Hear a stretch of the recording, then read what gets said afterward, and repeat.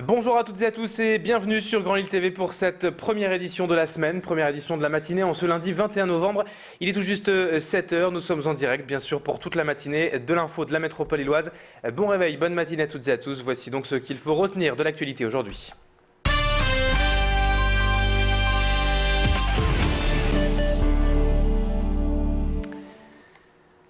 Avec de belles images tout d'abord pour démarrer la semaine et cette édition, puisque Lille est déjà à l'heure des fêtes de fin d'année.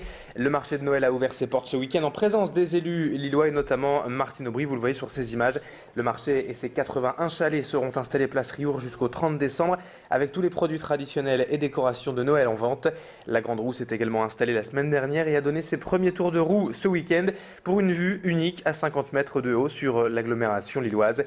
Notre reporter s'est promené dans les allées du marché de Noël ce week-end et notamment a rencontré quelques commerçants de ce marché de Noël qui donnent leur avis justement sur l'édition 2011 du marché de Noël à Lille. On écoute.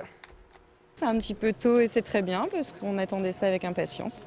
C'est familial, c'est convivial, c'est pour les enfants, c'est une fête de famille. Ça représente toute une activité dans la ville qui ramène beaucoup de monde. C'est un moment festif, c'est un moment de partage, un moment où tous les gens de la région puissent se recentrer ici et nous dire un petit bonjour et voir de plein de belles choses. Le marché de Noël est pour moi très important puisque c'est les 3/4 de mon année. À la une de l'actualité également ce lundi matin, une bonne nouvelle pour l'emploi. L'entreprise d'aide à domicile, Domicile Emploi, spécialisée dans les services aux personnes âgées et handicapées et qui était en liquidation judiciaire depuis plusieurs semaines et cherchait tant bien que mal à relever la tête. Grâce à la rencontre avec un commissaire aux comptes qui gérait également la maison de l'aide à domicile de Roubaix, 38 des 44 salariés de Domicile Emploi ont été conservés au sein de cette structure vieille de 50 ans. La maison de l'aide à domicile qui compte aujourd'hui près de 600 salariés, dont 400 équivalents temps plein. Une bonne nouvelle donc pour tous ces emplois et pour toutes les personnes également qui étaient suivies par l'entreprise Domicile Emploi et qui vont donc continuer à profiter de ces aides à la maison.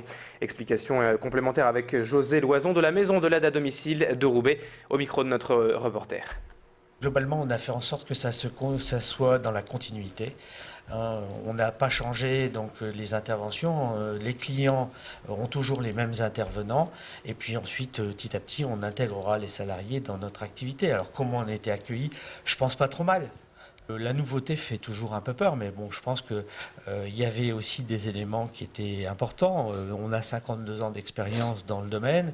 À partir du moment où on était sur les mêmes activités, il n'y avait pas non plus raison de s'affoler.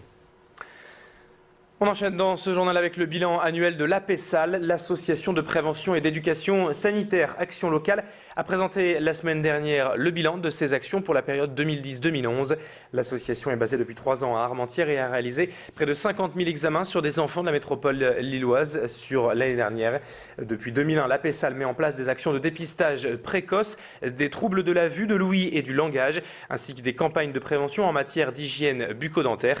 Une fois ces examens réalisés, les résultats sont envoyés aux parents pour un suivi médical approfondi.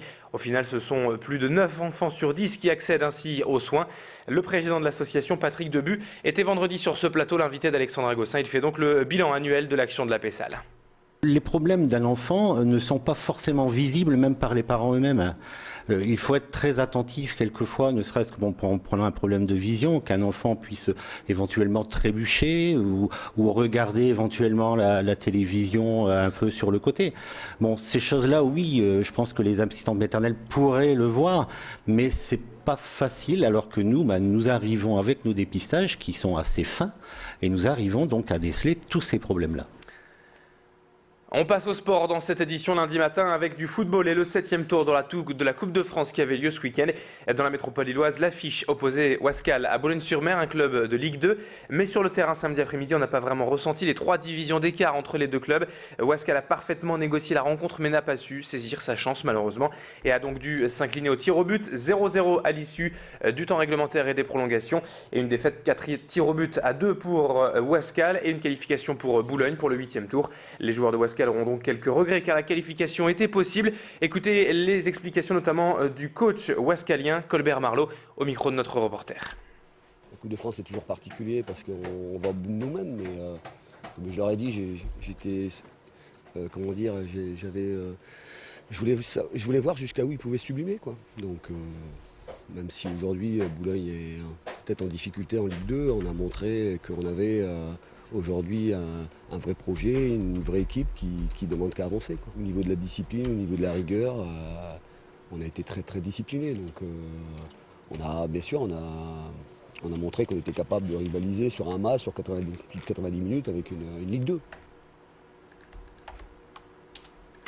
Et on termine ce journal juste avec ces résultats, puisqu'à noter que du coup, avec cette élimination de Wascal en Coupe de France, il n'y aura aucun club de la métropole lilloise au prochain tour, le 8e de cette Coupe de France. D'autres résultats avant de terminer ce journal, le LMBC en basket en Pro B a perdu ce week-end en déplacement face à Bourg 85-72. Le SBV a toujours en basket mais en Ligue féminine cette fois, a également perdu face à Nantes-Rezé ce week-end 66-76. Et puis côté rugby, pas de match ce week-end pour le LMR. 7h06 en cette matinée, c'est la fin de cette édition. Dans un instant, la météo et l'infotrafic à suivre sur Grand Lille TV, toujours en direct. Bon réveil, bonne matinée à toutes et à tous. Dans un instant, météo et trafic.